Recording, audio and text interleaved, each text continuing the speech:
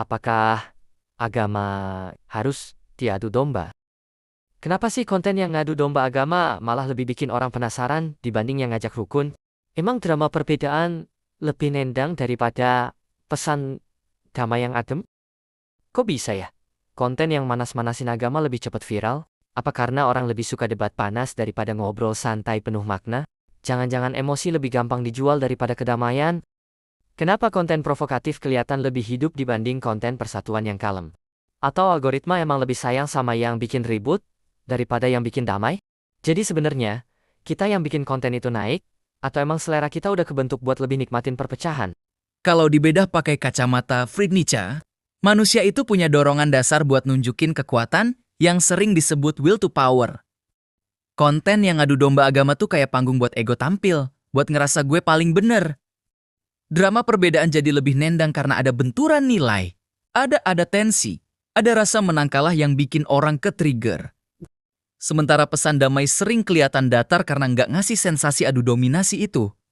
Emosi panas lebih gampang meledak dan menular. Jadi otomatis lebih cepat nyebar dibanding kedamaian yang butuh ketenangan buat dipahami. Kalau disambung ke pemikiran Marshall McLuhan, media itu bukan cuma alat, tapi ikut ngebentuk cara orang mikir.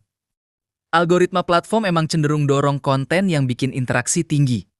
Dan konflik itu bahan bakar paling gampang buat dapat reaksi. Jadi bukan semata algoritma suka ribut, tapi karena manusia lebih responsif ke hal yang ekstrem, akhirnya sistem ngikutin pola itu. Ujung-ujungnya, bukan cuma kontennya yang salah, tapi selera kolektif juga kebentuk pelan-pelan. Orang jadi lebih kebiasa nikmatin perpecahan karena itu yang terus disajiin dan dikasih spotlight.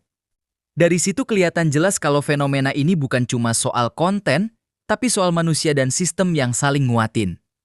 Dorongan ego ala Nietzsche bikin konflik terasa hidup. Contohnya seperti yang terjadi di media sosial sekarang ini.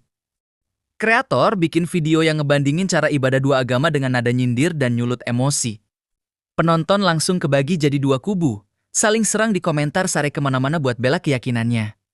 Dari sudut pandang Friedrich Nietzsche, ini kelihatan sebagai dorongan will to power, di mana tiap orang pengen nunjukin kalau dirinya paling benar.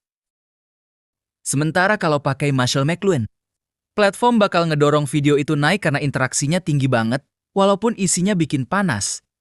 Ada juga konten yang bahas perbedaan ajaran agama tapi dikemas damai, ngajak saling ngerti dan menghargai. Isinya adem, penuh penjelasan, tapi responnya jauh lebih sedikit. Secara Nietzsche, konten ini nggak ngasih ruang buat ego bertarung, jadi nggak terlalu menggoda buat banyak orang. Dari sisi McLuhan, karena interaksinya